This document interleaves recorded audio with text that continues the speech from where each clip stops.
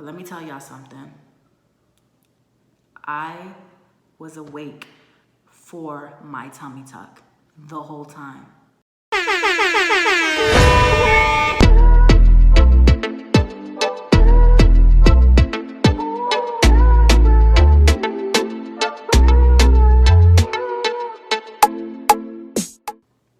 First of all, I just want to apologize to y'all because whoever's been rocking with me for the past couple of years knows, a little bit something about my journey. But yeah, I kept y'all all in the dark for like a year and some change.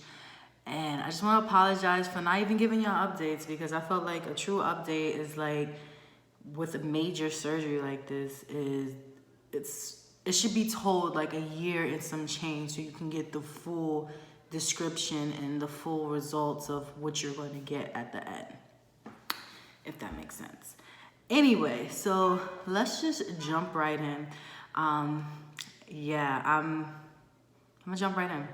So on May 2nd of 2017, I had got surgery in DR, and I got a tummy tuck and LIPO tummy tuck, and I got fat in my hips.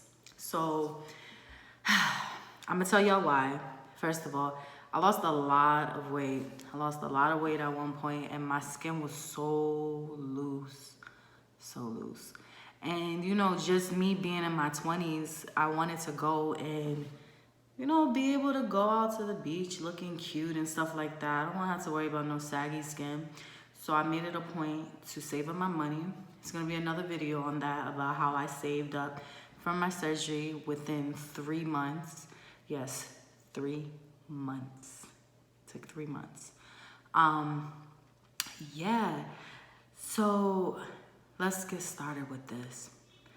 So yeah, I had loose skin and I wanted to get rid of it. And yeah, I didn't want to go to an American doctor. And the reason being is because I feel like if I'm going to go and get a tummy tuck, I want to go somewhere where I will get snatched. Like when I tell you snatch, I want to get snatched. I want that I don't have to go back a year later, or I will have to have a revision, or just in general, because I don't have children, but eventually I want children. And I know that with the tummy tuck, they state that you should be finished carrying children, finishing your bearing years before you get a tummy tuck. But I've seen a lot of women who have children after they had a tummy tuck. So I was looking at different doctors, and I came across this doctor. Years ago, I heard of him. I'm not going to say the doctor's name, but I'm pretty sure you guys already know the doctor's name. And whoever doesn't know, you can kind of figure it out. If not, if you just write me and I'll tell you. But I just don't want to put him out there, because I really don't, how do I say? I don't want to put him out there. Like, I just want everyone to do their own research and stuff, and don't go because of my results. But anywho, I had looked at this particular doctor, and he's known as the king in DR. So right there tells you who he is. But I was so afraid to go with him. Like a couple of years back, I was looking, I was hearing all these things about death and all that stuff, which is horrible. Like, who wants to be on an operating table and that's their last breath? They're not even with their family. They're dying, getting cosmetic surgery. But I was really afraid, and then I was like, you know what? If I want to go to DR, sorry, I had something in my eye. If I wanted to go to DR, I want to go to who I think is best and who would fit me nicely, because I'm tall. I'm 5'10". At the time, I weighed 220. And I'm just like, I don't want to go to some person who only works with smaller women. I want to go for someone who has results and who works with women with my frame. So I was like, okay. So I did some research. I did a good 6 months of research, real research with him. And I started to feel comfortable.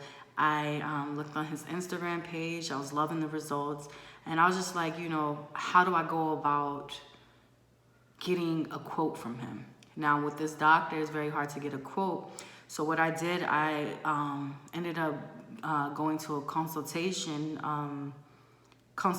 place that they're able to give you a quote with any DR doctor or any just any doctor in general within like probably like I would say like a couple of days.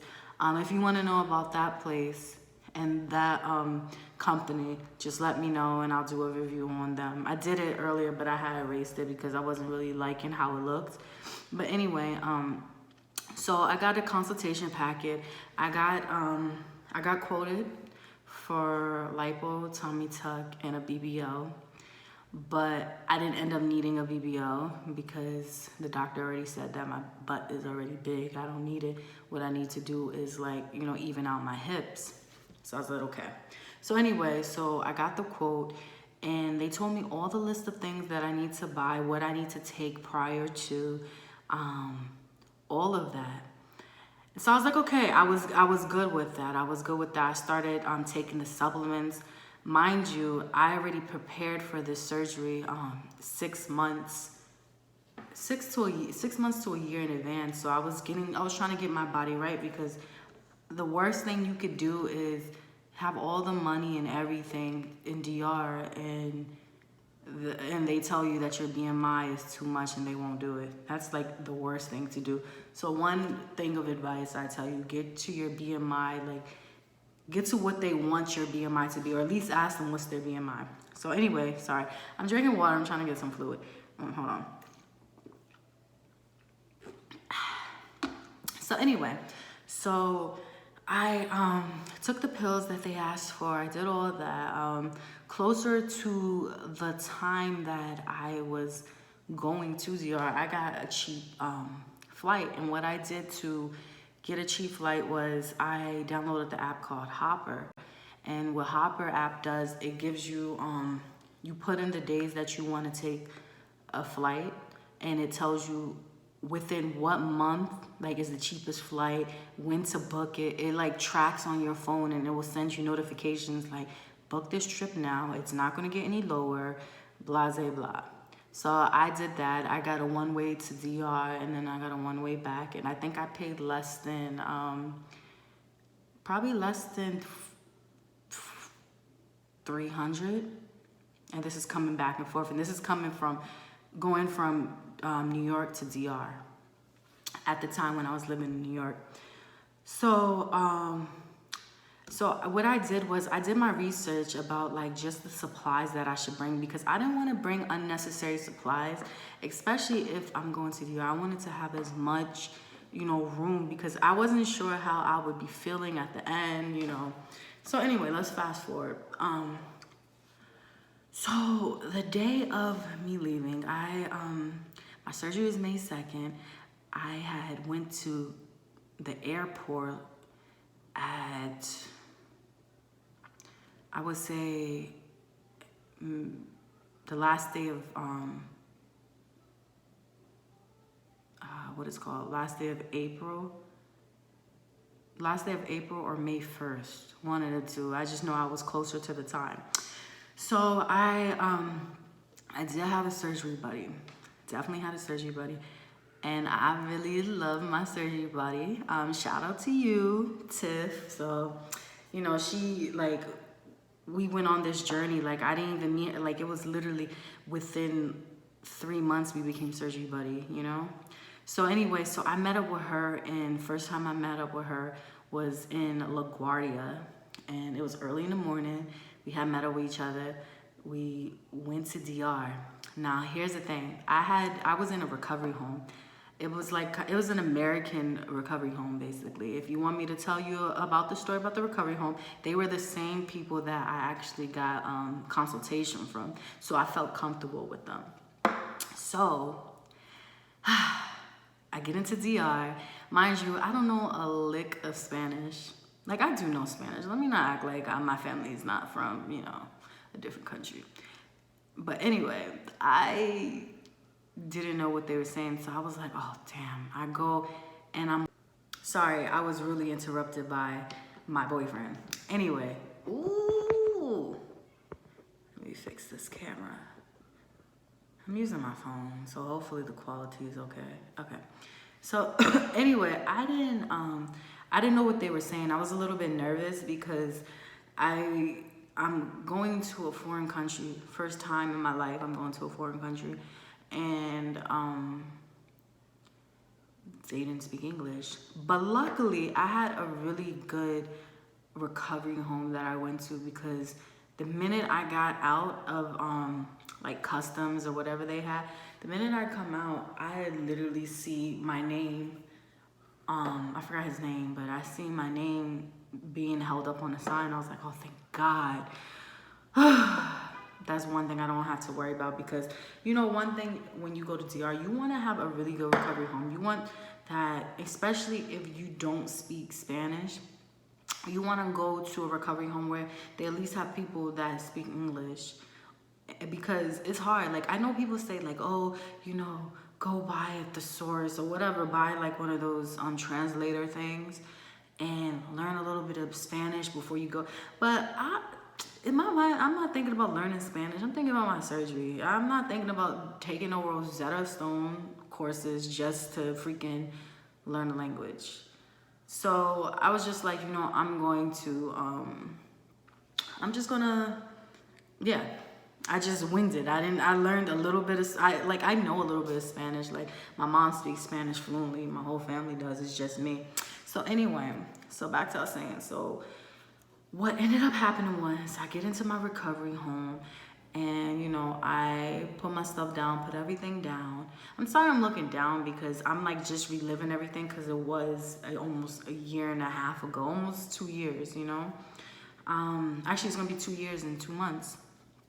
But anyway, so I didn't go to CIPLA that day. And yes, I went to CIPLA, so that kind of tells you what doctor I went to. So I went to CIPLA the following day, because if I'm not mistaken, it was on a holiday or it was on a weekend, one of the two. So I went to CIPLA the next day, and my mom had came the next day too. She had stayed at a hotel, but I went to CIPLA, and what happened when I went to sleep? I go early in the morning. I went through like the services that they had in the recovery home. So yeah, so I go there and I sit down. I see everybody like, oh my gosh, I see so many women with their body done. But it looks so tasteful. Like, I don't ever knock anybody. If you want it big, get it big. If you want it small, get it small. Get whatever you want. You know, don't let anybody knock you down. So the first thing I did was I paid my dues and everything. And they wanted to check my blood. So they're like checking my blood. And you know, one thing, I used to be severely anemic. And like one thing, like for a woman, a normal hemoglobin level is between 12 and 14 for a female. I went from it was like 0.12, which is so bad. Like, that's close to the point that you can go like into shock. And I used to like see white lines and stuff like that. So I was kind of nervous at that part, because I worked so hard to put like how to like, you know, get my blood level up. I worked very hard for that. So after I got the test results, I was like, oh my God, thank God. I was at like a 13 point something. I'm going to make another video about how to raise your hemoglobin level within a couple of months. But yeah, so they checked my weight and everything, and then they gave me some exam. It was like they put some stuff on me. I forgot what it was, but they put it on my chest and everything. I think it was to check like my heart rhythm and different things like that. But for the most part, everything was smooth. Now let me tell you, this is where for the most part, everything was smooth. I'm gonna say that again. For the most part, everything was smooth. All right. So I was told, okay, we're gonna take you to this place so you can change. So I went into this room, and it had 2 beds, and it was me and my me and my surgery buddy, we had the same room. They asked if we wanted to be in there. We said, yeah. When I tell you, yo, that waiting game is no joke, especially if you hungry as hell. Like, the waiting game is no joke. I couldn't eat. I couldn't drink. I was miserable. And yeah, I'm gonna insert a video right now of how Sipla's like bathroom and like room look. All right, it's there now. So anyway, so yeah, so I go and I'm getting ready. Oh shit, let me rewind. I am so sorry. Let me just rewind when I met the doctor. Sorry about that, my gosh. So before I even got my room, basically what happened was I met the doctor. I told the doctor what I wanted. And I brought so much wish pics, and I was just like, at the end of the day, the doctor's gonna do what he wants to do, like, duh. So I was just like, this is what I want. And he said, okay, mommy, like, you need to, I was like, I don't want any, like, back rolls. I don't want, love handles. He was like, you're gonna look beautiful, mommy. You're gonna look so beautiful. And I'm like, all right, you probably tell everybody, you know.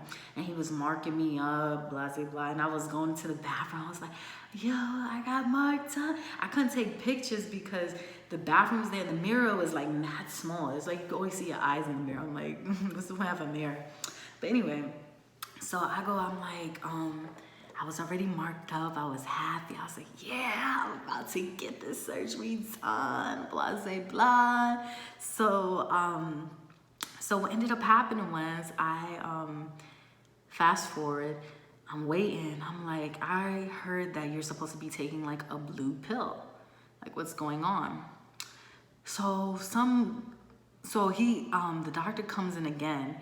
And he makes sure like he was making sure everything was right, you know. He was like, okay, let me look what I did. Let me look at you. Let me see how it is. I was like, all right. And so I was getting nervous. I was like, oh, he came a second time. Like, oh my gosh. And it was getting late. Like, say I got a Cipla at like maybe like 7, 8 o'clock in the morning.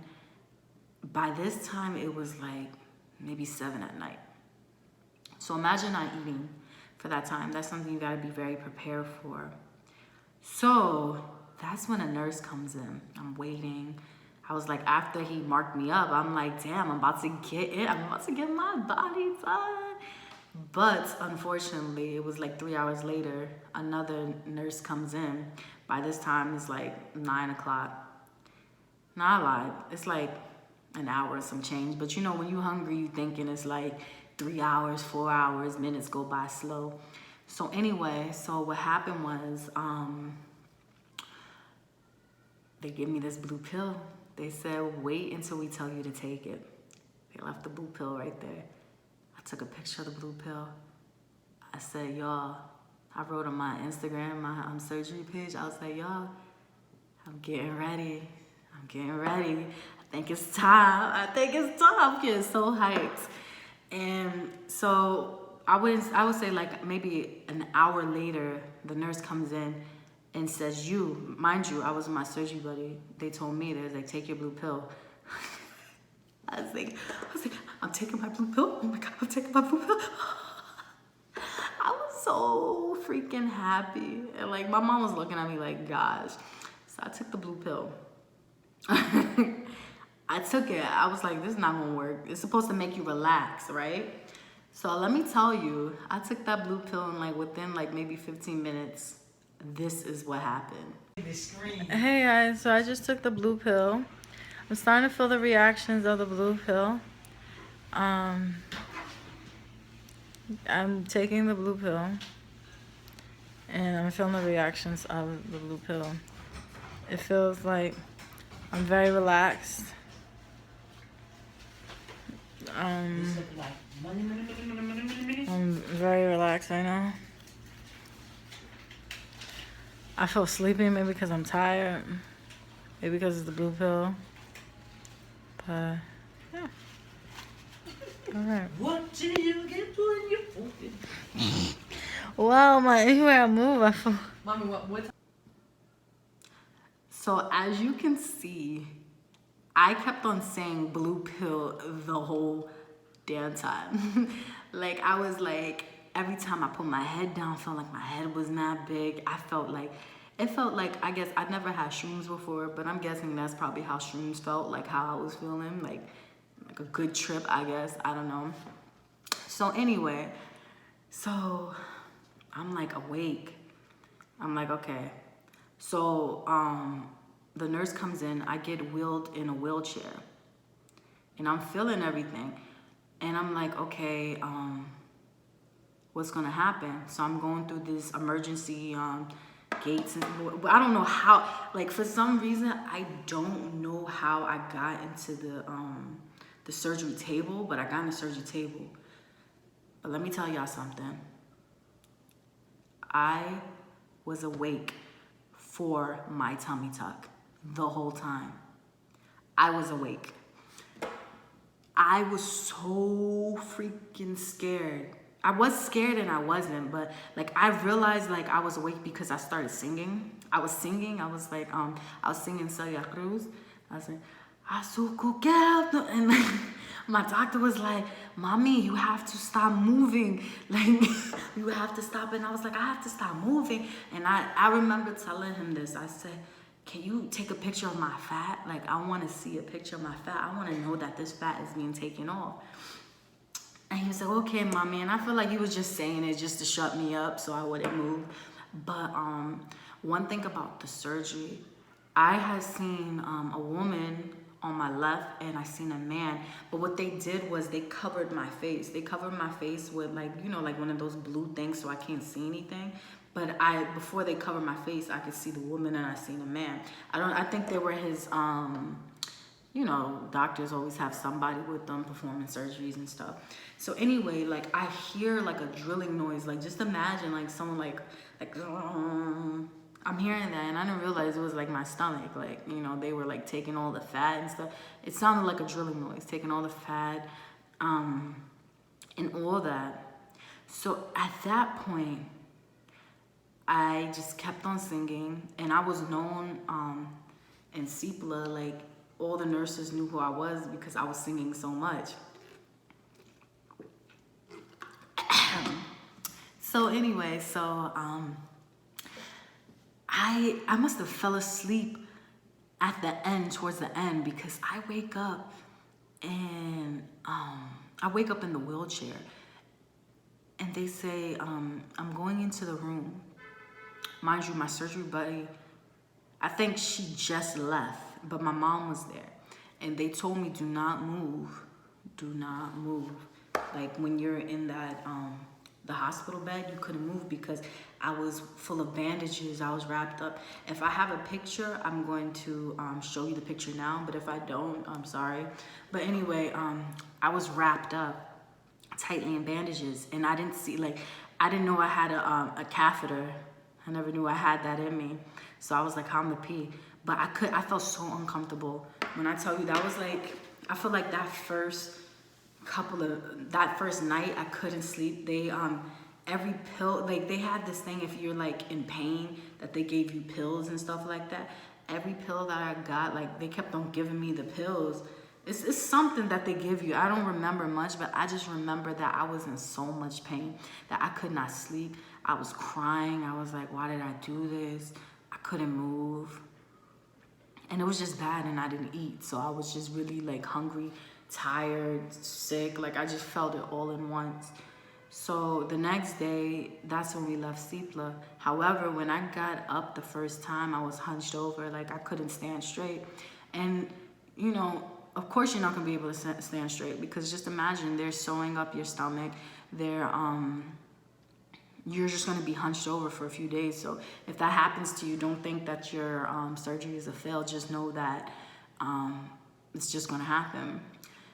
So I was in a wheelchair. I got back to the recovery home, and I made it a point in the recovery home that, like, because at the time I was a pescatarian and I didn't eat any meat. But the one thing about that recovery home, they were able to help me with my dietary needs, and they had a whole different like food for me, which I was like, oh, thank God, because, you know, most places won't care. Like, they were like, all right, let me give you some soup. But they made an actual effort. Like, the chef made me shrimps and different things like that.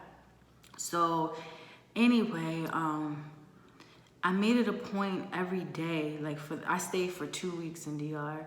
I made it a point for me to like try to walk, different things like that. So they took off the bandages. And yeah, I had to wear it depends. I have a picture of how I look. I'm gonna insert that right now.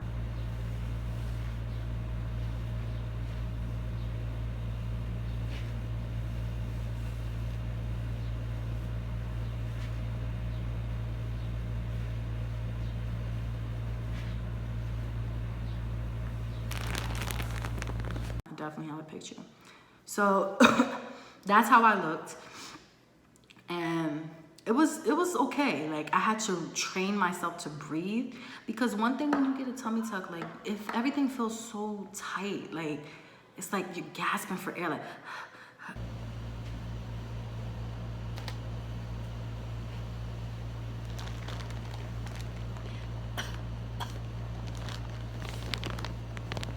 like, you can't laugh. Like, when you laugh, that's the worst thing to do. I advise y'all, if y'all watching a movie or anything like that to pass the time, watch something that is just the most, nothing that's going to make you laugh, cry.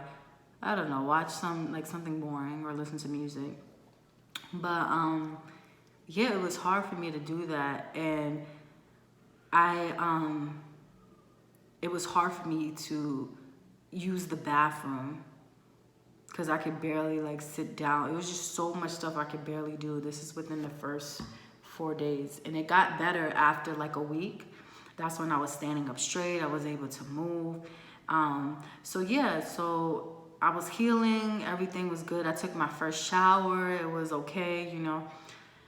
That was good. Now, my first massage that I got it from this woman. And she was not good at all. Like, she just like, she went like this, like with my, like massaging me, because you're supposed to take out all the fluid.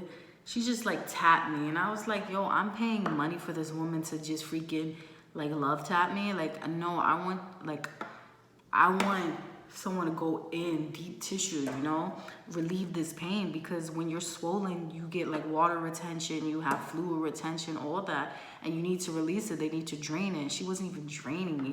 And I felt every time I took off my faja, I would feel like I was swelling up.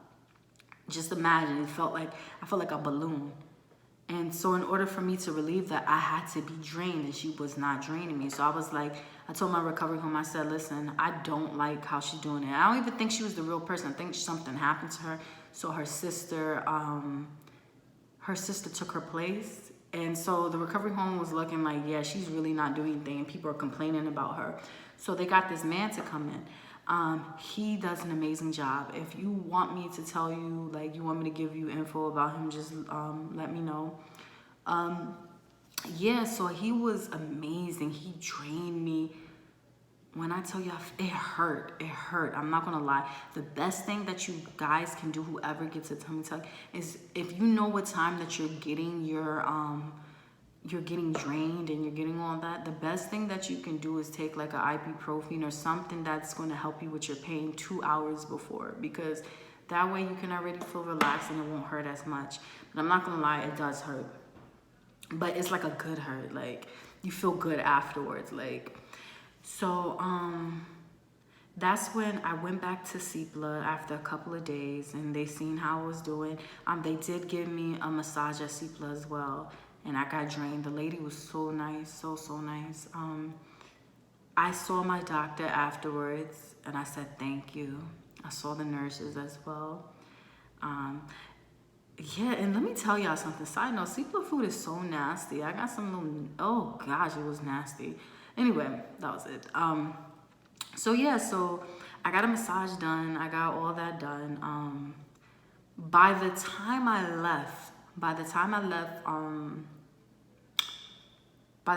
left CPLA, I was in a recovery home, and with the recovery home, like, I was just, you know, staying there.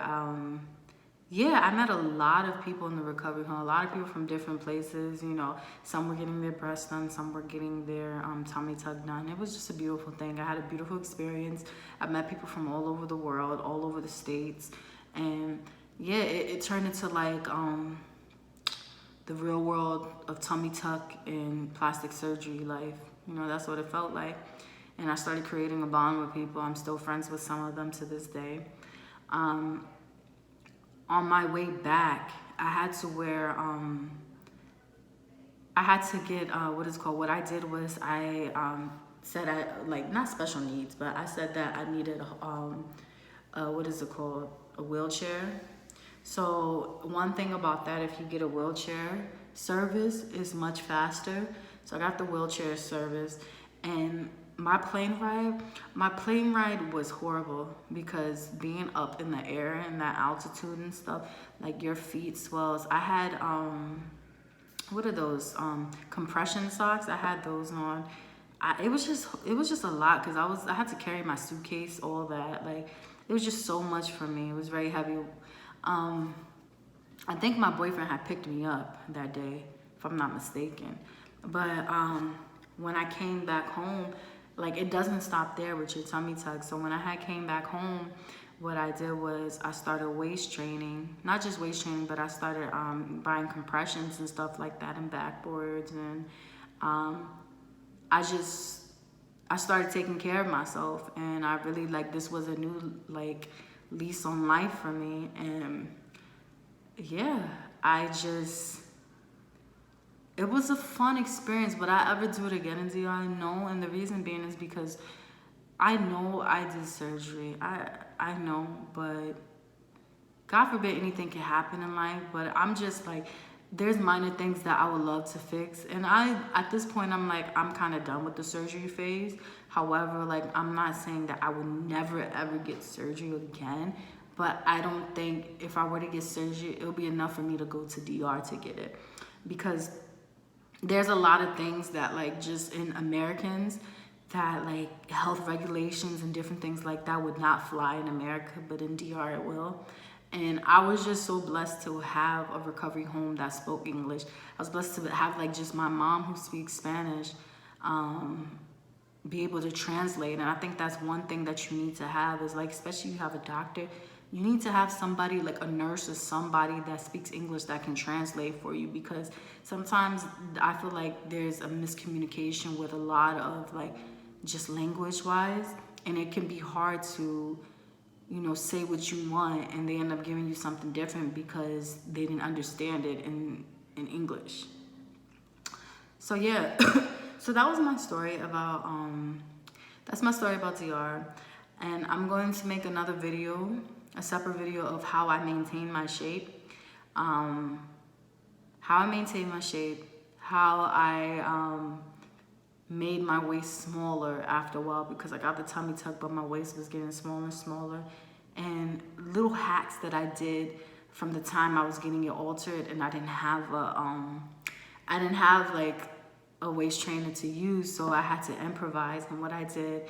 So yeah, just look out for that. And I just want to thank everybody who just even watched this, because, you know, you didn't have to, but hopefully I helped somebody out, and I was able to share my experience so that you're not, you know, if you're worried about just DR and how it is for an American person, now you know.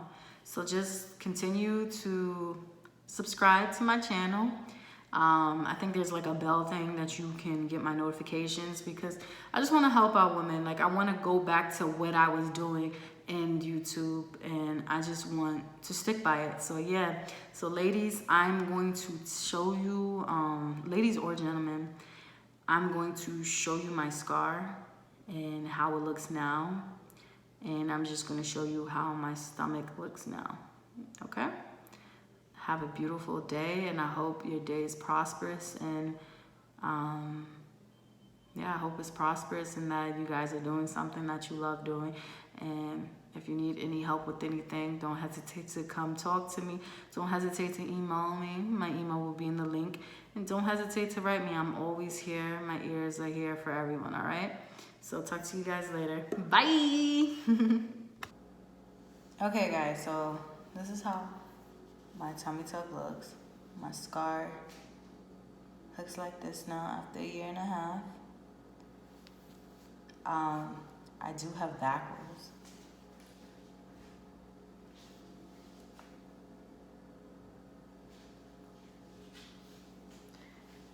And I do have, one thing that I don't like is doggy ears. I really don't like that, but yeah, this is how it looks. Once again, here's my scar. Yeah, and that's it. So, ladies and gentlemen, I shall talk to you guys later. All right? Bye-bye.